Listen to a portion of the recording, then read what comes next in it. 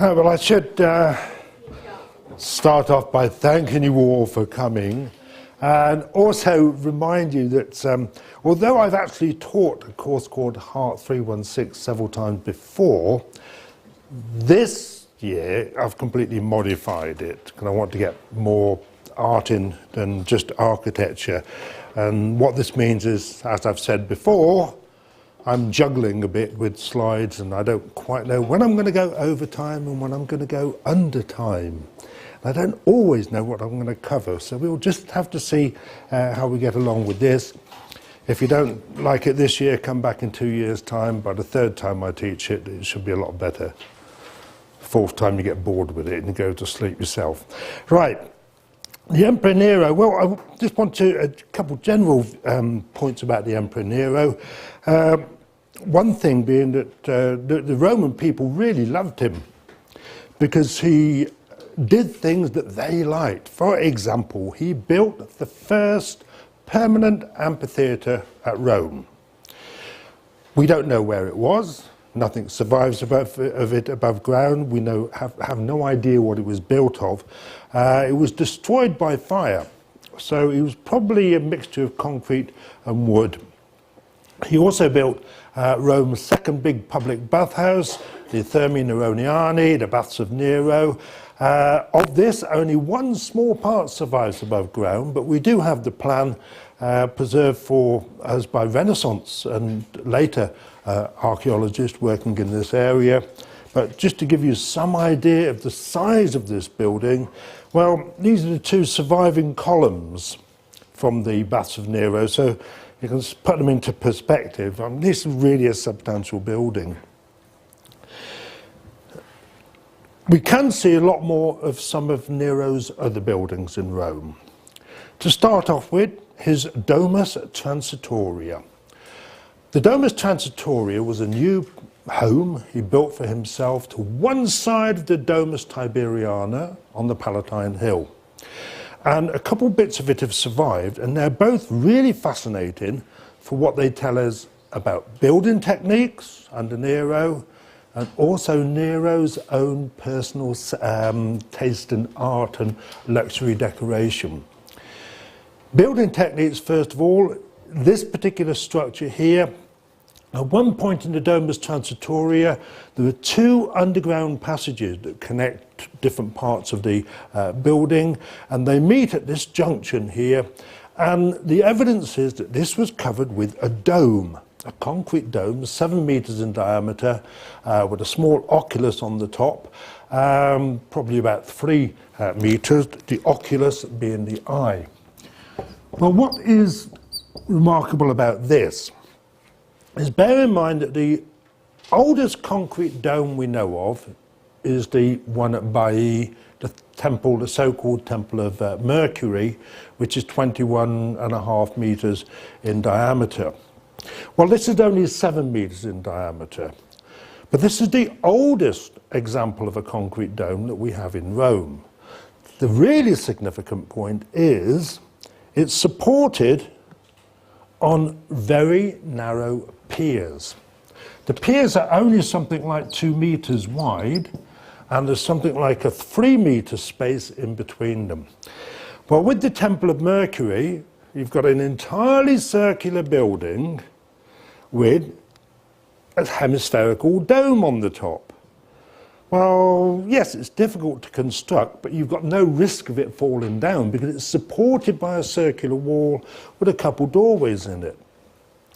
What we have here in Nero's Domus Transitoria, the dome junction here, shows us that by this time, by 64 or so, which is when he started building the Domus Transitoria, Roman architects, builders working in concrete, had sufficient confidence to put a dome on top of a wall that was cut into by several doorways. So it's not an entirely solid wall. So that's the importance of this dome junction, the Domus Transitoria. And of course, you will all be well aware that this is not discussed in the textbook. That's why you're making lots of extensive notes rather than eating your lunch or something. The other really nice part about the Domus Transitoria is this part. It's known as the Fountain Court. The Fountain Court was a semi-underground summer dining area. Again on the Palatine Hill. It's to one side of the Domus Tiberiana. It was preserved for us because a later imperial palace was built on top of it. Well, the Fountain Court, as you can see, not an awful lot survives of it here. You can see some of the marble architecture there, but enough does survive to tell us what it looked like originally. There was a fountain coming through here onto an area that looked like a stage theatre, and then set back from this was the most remarkable series of the rooms. We can reconstruct the general appearance something like this, that there were stairways coming down from the ground level to this semi-underground area. Why semi-underground? Summer, it's hot. Boom, let's build something half underground. But this Fountain Court also had these barrel-vaulted rooms, concrete barrel-vaulted rooms on either side, with wonderful ceiling decoration. The summer dining area is here, a triclinum, the three-stage dining area there, facing the actual fountain area, which, as you can see, built like a stage theatre.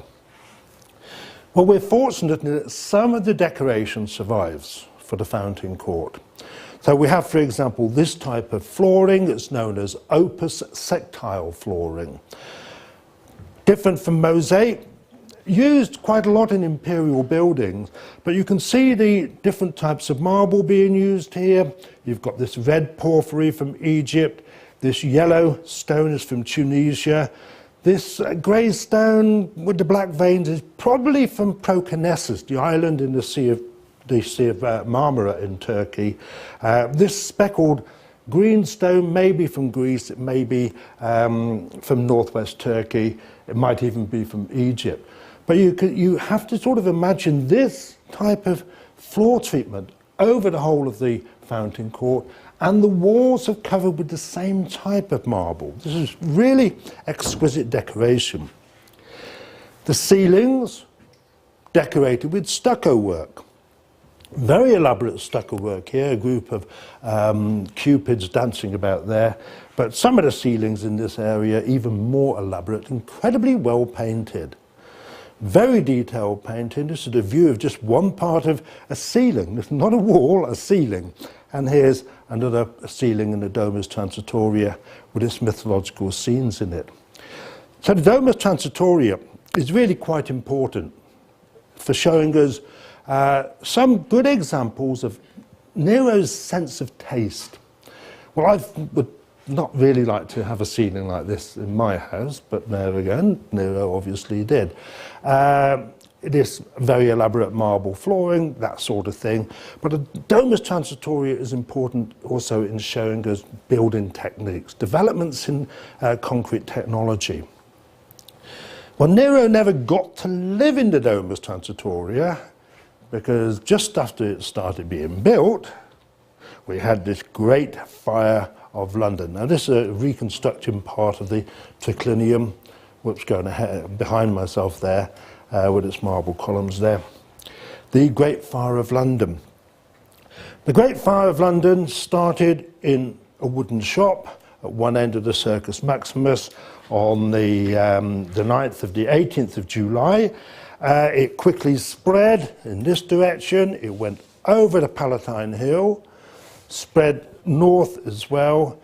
It went on for 6 days and nights. Now, the popular story is, of course, that Nero started the fire deliberately because he wanted to build a new city called Neropolis. Well, there's no evidence for that at all, and we know that Nero was out of Rome at the time when the fire started. He rushed back immediately. He took personal control of the fire brigades to try and bring the fire to an end. But this Great Fire of Rome, this is the most extensively damaged area, you can see here, but it did spread into the Campus Martius as well. Well, it burnt, destroyed, damaged those bits of the Domus Transitoria that had been completed. It also damaged the Domus Tiberiana. Nero, once the fire was out, immediately started to work on a new building program for Rome. He insisted on a whole series of new safety measures. So, for example, concrete roofs and vaults instead of wooden roofs to stop fires from spreading. Houses built with fire-resistant stone and concrete rather than timber and mud brick, again to stop fires from spreading. He ordered that buildings should only be built to a certain level, something like 60 Roman feet, so roughly 20 meters, that everything where possible should be built of fire-resistant materials. In some parts of Rome, so badly damaged, we know that he arranged for new roads to be built, much wider than before, so that a fire couldn't spread from one side of the road to the other. However, he also decided to take one part of the damaged area for himself to build a new palace, the Domus Aurea. The Domus Aurea, or Golden House.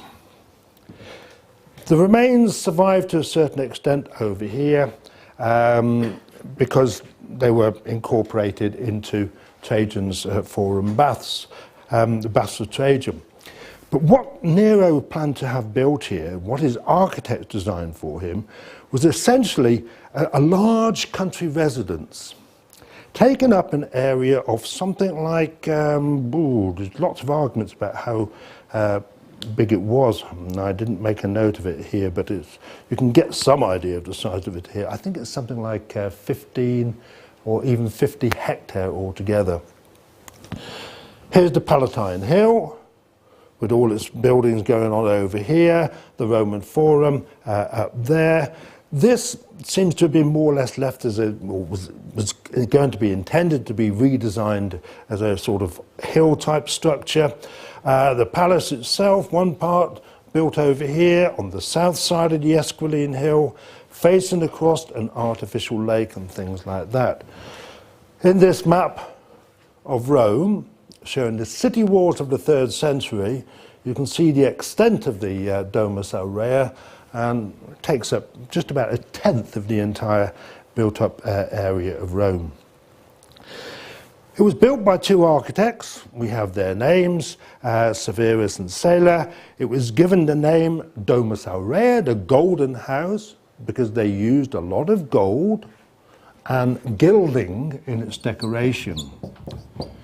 Gilding, a method of applying gold to wall plaster or to bronze to make things look as if they're actually made of gold themselves.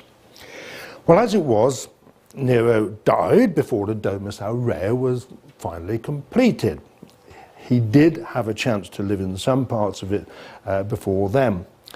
And then the Domus Aurea itself was badly damaged by a fire in the year 102. The Emperor Trajan decided to demolish what was left. After Nero's death, it became an imperial guest house. Many of the statues were removed and placed on display elsewhere in Rome. But when the Emperor Trajan decided to build his enormous bathhouse, one part of the Domus Aurea was preserved in the foundations of the bathhouse. The thing is, the Esquiline Hill obviously has a slope like that. The Domus Aurea was terraced into it on 2 levels, on at least 2 levels. So when Trajan builds his big bathhouse, like that, he uses part of the Domus Aurea for the foundations. And this is what you see here. And this means that we have more or less, slightly more than half of the Domus Aurea still survives beneath the baths of Trajan. It seems to have been a purely symmetrical building, slightly more than, or slightly, around 200 meters long, on 2 stories. We know that it's essentially brick-faced concrete. You can still see parts of it here. You can still also see the fact that you have these two different floor levels for it. Trajan's bathhouse being on that upper level there. The part that does survive can be divided up into a series of what must have been guest rooms and formal dining areas. There's a big dining area over there, for example, and a nice one over here with a ceiling painting of Polyphemus in it. You've got this pentagonal sort of court-like area, but the centerpiece of the whole palace was clearly this octagonal room over here. Now notice how some of the walls go at really odd angles. Well, it was only discovered, or was discovered only about 5 years ago, that actually some walls like this one were reused from older buildings. So that's why you've got this rather strange appearance in some parts of it. The octagonal room, this is the central part of the whole complex. This seems to have been the most important room in the complex. It's got a wonderful concrete dome over it with a maximum diameter of 14 meters. Well, it's not actually a dome because it's an octagonal room, an 8-sided room. But what is of interest here, and we'll look at the construction in a moment, is look at these wide spaces. Now, the dome over the Domus Transitoria, remember, is about 7 meters. It's supported on piers which are 2 meters wide, which is really sort of quite dramatic in its own particular way. Well, this is what we've got here, the same type of thing. The piers are only 2 meters wide, but some of the openings are 4 meters wide. The dome rises to a height of something like 90 meters with an oculus on the top. Well, in this plan you can see just how incredible this structure was. You've got these very narrow piers, like that, very wide spaces between the piers. It's this sort of significant advance in concrete technology. The architects, within the space of a few years, have gone from, well, just a 7-meter dome in the Domus Transitoria to a 40-meter wide dome here. Incidentally, the textbook says it's 10 meters, but that's because they measure it that way. If you actually go from internal corner to internal corner, it's not. I double-checked on that. Well, this is what it looks like today. It's lost all its marble. It's lost all its painted decoration. Trajan's architects took what they could to reuse somewhere else. There's no trace of any wall plaster, so this must have been covered with marble or something else. In this worm's eye view, looking up again, I make the point about just how narrow these piers are, which are holding the whole structure up there. It has a very clever lighting system. The dome rises up the full height of the building, so through the 2 stories. The architects design it in such a way it has these light wells going around it, which provide light into the spaces on either side of the dome. So you can see the type of thing here. You've got this light well there so that sunlight will come in on the other sides as well. It also had a fountain running in it, by the way, which is a very remarkable feature. Well, we're told by the Roman writer Suetonius that in the Domus Aurea there was a room designed like a planetarium. It had a revolving ceiling, and on the ceiling were silver stars and gold stars and the planets and things like that. It's possible that this planetarian room was the same as the octagonal room. We don't know. But we can be pretty certain that even if it wasn't the planetarian room, it would have had the same type of opus sectile floor and different types of coloured marble on the walls to decorate the structure, the sort of thing we've already seen. So a very, very remarkable structure all in all. Well, the evidence is that Vespasian, the emperor after Nero, took most of the statues from this palace and put them on public display along with all sorts of other artifacts. Then when Trajan's architects come along after the fire in 102, they basically remove all the marble as well. It's thought that the lacume sculpture, which I mentioned in the last class, probably came from this particular site. We cannot be certain. The one thing that Trajan's architects couldn't do, however, was to remove the wall painting and the ceiling painting. They were just left in situ. So we've got this wonderful series of paintings, wall paintings, in the Domus Aurea, which we can date precisely. They have to be after the Great Fire 64 and before 102. Well, the Domus Aurea was rediscovered in the 15th century. You know the type of story. A dog disappears down a hole, a little boy follows it in and goes, "Wow, what have I found down here?" It's that type of story. But soon after being rediscovered, the artists of the time, including people like Raphael, started to explore the Domus Aurea. They knew it for what it was. What this meant was they became so impressed by the style of the paintings here that they started to make actual copies of these. What they saw in some of the ceilings and some of these walls were these very strange illustrations of semi-mythological animals. They gave these the name grotteschi. The Italian word for a cave is a grotto. The Domus Aurea, going into the Domus Aurea was like going into a cave, like going into a grotto. This cave was decorated with pictures which became known as grotteschi. And I thought you might like to see some of the work that Raphael did inspired by the Domus Aurea. So here we have in the Vatican, Pope Pio X's Loggetto. You can just see the kind of similarity. If we just flip back quickly to that there, you can see where the idea comes from. It's much more obvious when we see this other work of Raphael, a Loggetto. It's a private gallery of one of the cardinals in the Vatican. I mean, it's the same type of illustration there. What these grotteschi, the paintings that inspired them, are what we recognize as the third style of Pompeian wall painting. This is a natural example in the Domus Aurea. Now, the problem with the Domus Aurea is that ever since it's been discovered, it's basically been allowed to fall apart. You know, rainwater keeps on creeping in, so the paintings don't survive in terribly good condition. But you can see the broad outline of what we recognize as third style here.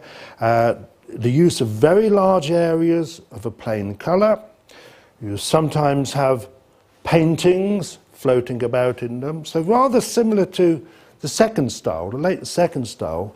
The late second style would have a red panel next to a green panel, next to a blue panel. Here we've got large areas, all the same basic color. You've got the same architectural elements going up here that you have in the second style as well. You also have lots of decorations of mythical animals, real animals, camels, giraffes, that sort of thing as well. Well, that's the Domus Aurea third style.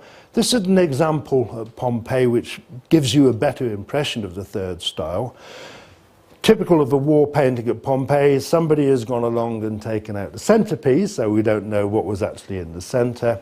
But you can see the architectural elements are still there. They're much thinner, they're slender, they're much thinner than what you see in the second style. The same type of devices being used. I mean, you know, candelabra things there, architectural scenes, floating figures and paintings. This is an example at Herculaneum of a third style painting, you know, with these little gods and goddesses that are only that high, dancing on a piece of architecture. And another example from Pompeii, a third style, showing a winged horse, the inspiration for the grotteschi, as it were, in many ways. Most of the paintings in the Domus Aurea are in the fourth style, the Pompeian fourth style. Now again, this is the Domus Aurea one, and you can see how badly preserved it is. It's sometimes known as the fantastic style. It mixes in second style with third style elements. And let's have a look at a good example from Pompeii. The fourth style here, this is the house of Lucretius Fronto. You can see how this type of feature here is taken from second style. You see it in the Bosco Reale villa. These architectural features going back like that. Now, before anybody says to me, how do you tell the difference between first, second, third and fourth style? Well, first style is pretty simple. There are very clear examples of second, third and fourth style, but there are many examples like this one, the house of Lucretius Fronto, when you think, well, is it second style or is it fourth style? What date is it? But a key point here really, though, is that we have, because these are just coming in, or rather the majority of the paintings in the Domus Aurea fourth style, so the fourth style has to date to about 64, AD 64, it can't be much earlier. Fourth style has lots of open doors and openings like this, lots of fantastic architecture, painted window scenes. One of the paintings actually in the Domus Transitoria, no, it isn't the Domus Aurea, I should have copied it, does show a cityscape, a view over a city in the distance. So there are really quite a lot of fantasy scenes in this. Well, as I said, unfortunately, most of the things that were in the Domus Aurea were removed by Vespasian or Trajan. They couldn't get rid of all the ceilings. We do have one example of a ceiling decorated with gilded work, so gold leaf has been applied to parts of it to make it shine out like that. We have a large number of rooms with the ceiling painting still surviving, and I thought I'd put this one on because this is a room in the Domus Aurea, a very high barrel vaulted room, a nymphaeum. It's a sort of water feature room. Rather like the fountain court in the Domus Transitoria. You've got fountains here, water trickling through. It makes a nice, pleasant sound, keeps the room cool while you're having dinner in the next door room. And of course, the repeated sound of running water eventually makes you go, I've got to go to the toilet, got to go to the toilet. So I wouldn't recommend having something like this next to your dining room. But we were talking about Polyphemus in the last class, so I thought I'd put this one up. It's just yet another representation of the blinded of Polyphemus. You can see Polyphemus there, and Odysseus coming in at that particular point there. So we've lost everything. We just have to use our imagination, and I'm particularly fond of this reconstruction drawing, which gives you a pretty good impression of what a room in the Domus Aurea would have looked like. Personally, I wouldn't have liked to have lived in a house like this. Well, no, I wouldn't. Cost too much to keep it tidy. But originally full of lots of statues, and as I said, the lacuun is thought to come from the Domus Aurea as well. Well, I mentioned how Nero goes back to a verist style of portraiture. And to come back more into the line of the textbook, we do see that in ordinary Roman sort of styles of statues and sculpture, this concept of verism is still alive and well throughout the whole of the Julio Claudian. Not so extreme, though. This is the one of the two columbari which were discovered at Vigna Codini, just to the south of Rome on the Via Appia. Columbarium means a place for pigeons. But this was a specific type of tomb in which the ashes of the dead people were buried in little openings like this, the sort of thing you would find in a pigeon house for the pigeons to lay their eggs. So we call this type of tomb a columbarium, and here we are looking down into it. There's over, I think, 250, something like that, separate little things like this in that particular tomb. The ashes of the dead people were gathered together after the body was burnt and then placed in an ossuary, a bone container like this, with a suitable inscription on the front giving you the name of the person. Although in some cases what we have in the Vigna Codini columbarium, we also have inscriptions at the edge of the burial place telling us who is buried there. These are important. You see this one here. Well, you can see Julius and the end of another name. This inscription actually reads C. Julius L. Livia. L stands for liberatus, freed person. So this is a freedman of the Empress Livia, the wife of Augustus. He takes the name Gaius Julius. We find this type of naming device several places in the Vigna Codini number 2 columbarium, which reveals to us that this columbarium was used by the freedmen, the freed women, and the slaves of Augustus' wife Livia, after Augustus had died. And Livia herself, of course, continues to live down to 23 or so. The fact that many of the burials here are freedmen or freed women of Livia helps explain why this is a very remarkable tomb with very elaborate ossuaries, but also a wonderful series of portrait busts. These portrait busts, in a sense, tell us that verism, this Verus style, is still alive and well in Roman people's minds, although it's not quite as realistic as those Republican ones. Remember the old man with lots of bags of skin hanging down. They are Verus to a certain extent. They are certainly idealized as well.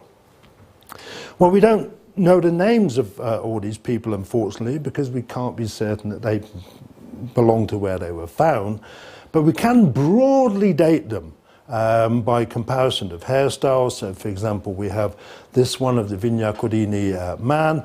He's got that Augustan Claudian type hairstyle at the front, which is fairly close to the one of Gaius. Ramage and Ramage sort of relate it directly to Gaius. I wouldn't like to be that accurate. Gaius, after all, was only emperor for 4 years. So, but broadly speaking, to that general period round about AD 40, and we can see that the burials continued in this tomb right down to the time that Claudius got married to Agrippina, the mother of Nero, because we have this lady here, and her hairstyle, not exactly the same as Agrippina. In fact, if you look at the earlier slides, it's closer to the hairstyle of Messalina, who was Claudius's third wife. But, you know, it does show you this imitation of fashionable hairstyles amongst freedmen and freed women in this various form of architecture. Well, the last monument I'm going to look at today, what to tell you about today is the one in Aphrodisias, the Sebasteion. This is a remarkable piece of architecture, remarkable piece of sculpture, and it's in Turkey. So next time you go on the road from Uşak down to Antalya, make certain you stop off to Aphrodisias and go and look at the museum there. Aphrodisias, the city of Aphrodite. Aphrodite, the Greek version of Venus.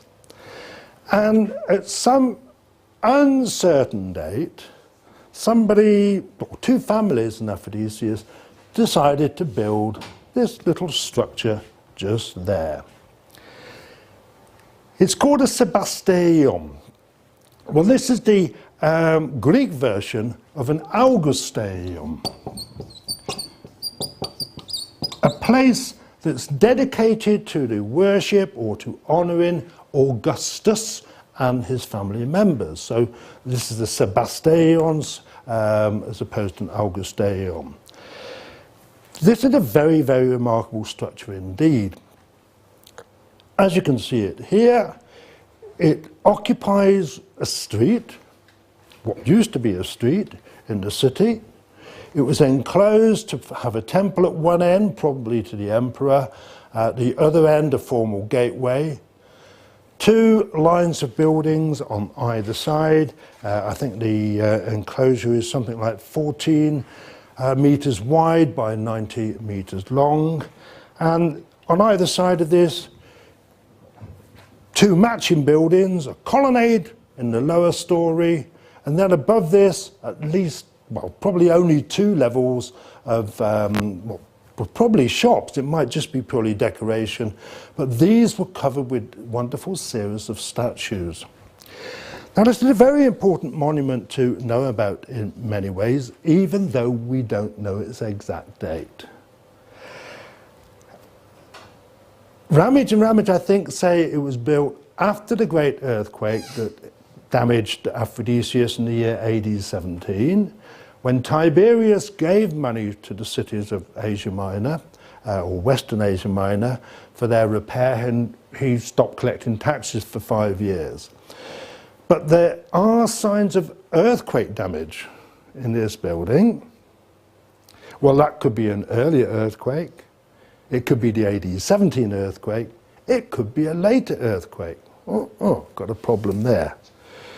The main series of relief carvings relate to the Emperor Claudius, which would tend to imply a Claudian date, but the latest datable carvings refer to Nero's invasion of Parthia and Armenia between the years 64 and 68. So we really cannot give it an accurate date. But it's a fascinating essay in stone which tells us something about Greek attitudes, provincial attitudes towards Rome and the imperial family. These are the reliefs as they're displayed now. There are roughly 100 reliefs each side. 10% of the reliefs on the north side survive, but 75% survive on the south side, although very fragmentary. What we have on the north side are a series of reliefs of personifications and of nature, personifications of people. Personifications of nature, symbols that seem to represent the sun, the night, the oceans, sort of things like that. Remember, only 10% of these survive. But the lower level of reliefs on this side are of what we call the ethni, the peoples. And what we have reliefs which in some cases, well, they all stood on statue bases. They were named originally, but unfortunately the statues and the statue bases are separate, so we don't know which one's which. But we can divide the ethni into 2 broad groups. We have what we can call a civilized type. The civilized type sort of shows a lady in Hellenistic dress, a very high quality dress. There's nothing specific about her to say what ethnos she represents, but she represents a civilized ethnos. And then you have another group which represent what we can call a barbarian type of ethnos. Here's a good example of the barbarian type. Non-Hellenistic dress, usually with one breast exposed, sometimes with a child by the side as well. But we do have the names of 13 of the 50 or so original ethni. And we can see that these represent some of the provinces of the Roman Empire, some of the islands within the Roman Empire. Judea, Arabia is not a province, but it is within the Roman Empire. So it seems that the north side of the Sebastion basically tells us that Rome rules all these people, or has made peace with them. The south side, much better preserved. Well, on the south side, you've got a mixture of mythology and scenes representing the Julians and the Julio-Claudian family. The Julians and the Julio-Claudians are in the upper level here, the second level here. And we got things like, for example, Augustus here. He's shown as the saviour of the Roman people. Trophy in the background, military victory, captured female prisoner. Augustus, Greek style, naked. Roman style, he wouldn't be shown like that. Being crowned by a young person who represents the Roman people. An older person would represent the Roman Senate. So Augustus, the saviour of the Roman people. Then we have this one of Augustus here, the cloak over his head, remember from the Aula Passes, a symbol of peace and prosperity, tranquility. On one side of him, you have this lady who's offering him a cornucopia, the fruits of the earth. The other side is a lady offering him a steering oar. So this is Augustus, the ruler of the land and the sea being the Mediterranean, of course. This one has been identified as the older Germanicus, the brother of Tiberius, the father of Germanicus, the nephew of Tiberius. The identification is based on this illustration of what seemed to be a young German figure on that side. Of course, that characteristic hairstyle. I want to see all you men wearing Julio-Claudian hairstyles next week, you know. That's right, there's a nice little twist in it there. But the main series of surviving reliefs, and this is where we have to be careful in our interpretation, does show us Claudius. So, for example, we have Claudius being crowned with a corona civica by Fortuna, holding the cornucopia. Now, Claudius had a stammer. He was slightly hunchbacked. He couldn't walk properly. He dribbled all the time. His mother said, "He was taken from me before nature had finished making him." But that's not what you see when you see a statue of Claudius, of course. Claudius, the hero. So the beautiful Claudius there. By the way, yes, Gaius Caligula is missing. There's no sign of a Gaius Caligula in this series of reliefs. Claudius, the conqueror of Britain. Again, very idealized sort of Claudius. This female personification, this is how conquered territories were often shown. Claudius invaded Britain, 43. His son was renamed Britannicus in honor of that. So we can associate this with the conquest of Britannia. Claudius' marriage to Agrippa.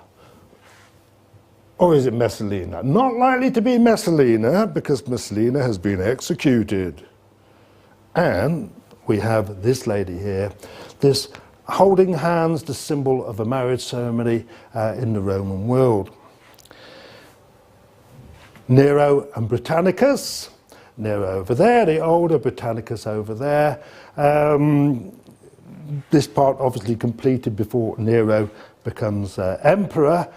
But one of the last pieces of the relief that's been found, or the series that's been found, is this. It shows a Roman with a captured female warrior. The helmet style is an Eastern helmet.